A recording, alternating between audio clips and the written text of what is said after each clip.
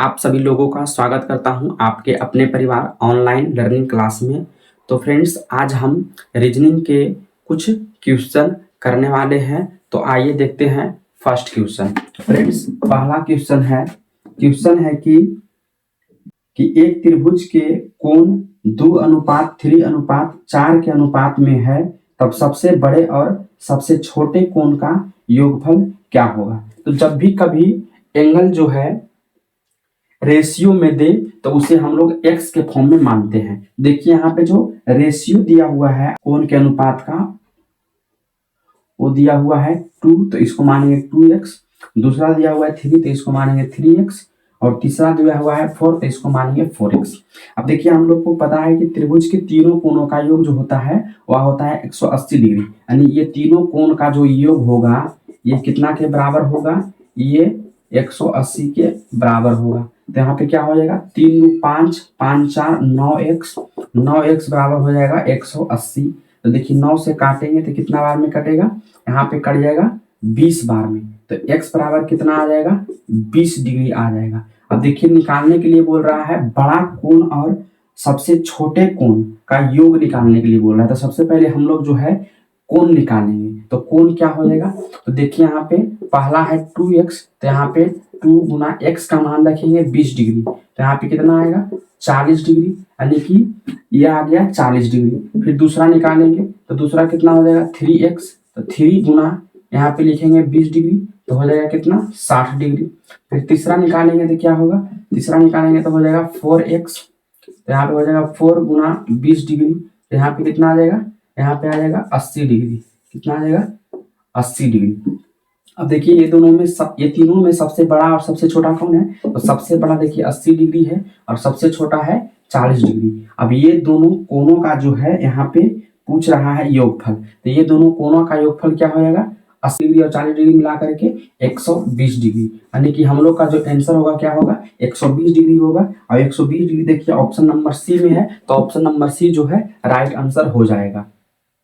देखिए अगला क्वेश्चन कर रहा है कि त्रिज्या r के साथ एक सर्कल का क्षेत्रफल क्या होगा। यानी कि एक सर्कल है और बोला जा रहा है कि इसका जो त्रिज्या है, यहाँ पे देखिए सेंटर है, त्रिज्या बोला जा रहा है r है।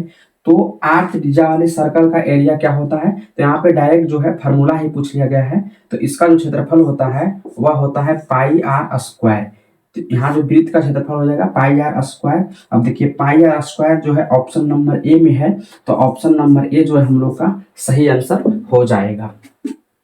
नेक्स्ट क्वेश्चन है फ्रेंड्स कि दो परिमेय संख्या का योग क्या होता है। यानी कि दो परिमेय संख्या को हम जोड़ें तो क्या होगा। तो मान लेते हैं पहला परिमेय संख्या 2 है और दूसरा परिमेय संख्या 3 है। अगर हम ये दोनों को जोड़ें तो कितना आएगा, तो ये दोनों को जोड़ेंगे तो 5 आएगा। अब देखिए ऑप्शन ए में बोल रहा है सम संख्या है, प्राकृत संख्या है, अपरिमेय संख्या है, परिमेय संख्या है। इसका जो आंसर हो जाएगा फ्रेंड्स वो हो जाएगा ऑप्शन नंबर डी हो जाएगा, परिमेय संख्या। क्योंकि 5 भी जो है क्या है, परिमेय संख्या है। परिमेय संख्या कहते किसको है, जो p/q के रूप में हो। अब देखिए 5 के नीचे कुछ नहीं तो 1 है, तो इसे हम लोग जो है p/q के रूप में लिख सकते हैं। यानी कि 5 जो है क्या है, एक परिमेय संख्या है। यहाँ पे ए में है सम संख्या, तो सम संख्या तो है नहीं, ठीक है। उसके बाद अगर बात करें तो अपरिमेय संख्या भी नहीं है, तो ऑप्शन नंबर डी जो है हमारा सही आंसर हो जाएगा। क्वेश्चन है कि आंकड़ा 3 7 2 11 4 तथा 9 का माध्यक क्या होगा। तो सबसे पहले हम लोग जो है इसे आरोही क्रम में यानी कि बढ़ते हुए क्रम में सजा लेंगे। तो सबसे पहले क्या आएगा, सबसे पहले आएगा 2, फिर उसके बाद आएगा 3, फिर उसके बाद आएगा 4, फिर उसके बाद 7, फिर उसके बाद 9, फिर उसके बाद 11। अब देखिए ये जो सीरीज है ये बढ़ते हुए क्रम में है। तो अगर कहीं सीरीज बढ़ते हुए क्रम में हो और गैपिंग सब जगह सेम हो तो डायरेक्ट जो बीच वाला होगा वह माध्यक होगा। लेकिन यहाँ पे आरोही क्रम में बढ़ते हुए क्रम में है, लेकिन यहाँ पे देखिए गैपिंग सेम नहीं है। तो यहाँ पे n बराबर सबसे पहले निकालेंगे कि कितना डिजिट है, ठीक है। तो 1 2 3 4 5 6, तो n बराबर क्या आ गया 6।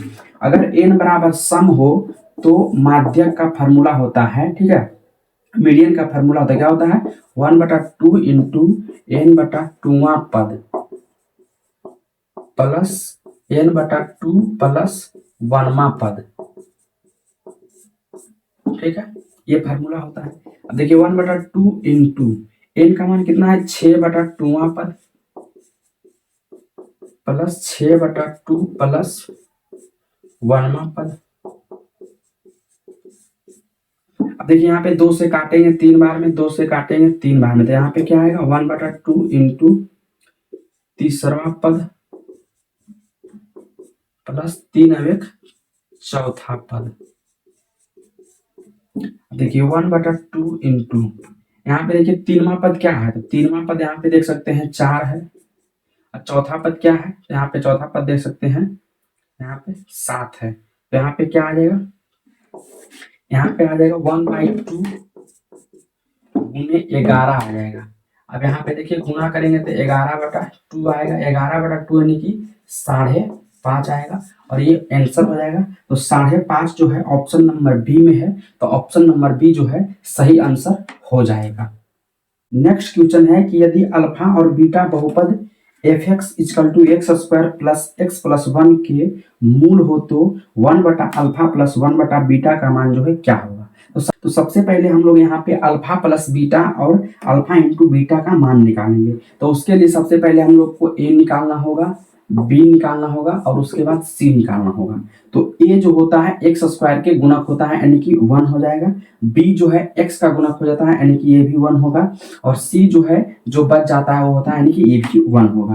तो यहाँ पे अल्फा प्लस बीटा क्या हो जाएगा, अल्फा प्लस बीटा बराबर होता है -b/a यानी कि -1/1 बराबर -1 होगा। फिर निकालना है अल्फा इंटू बीटा, तो अल्फा इंटू बीटा क्या होता है c/a, तो c का मान है 1 और a का मान है 1, तो हो जाएगा 1।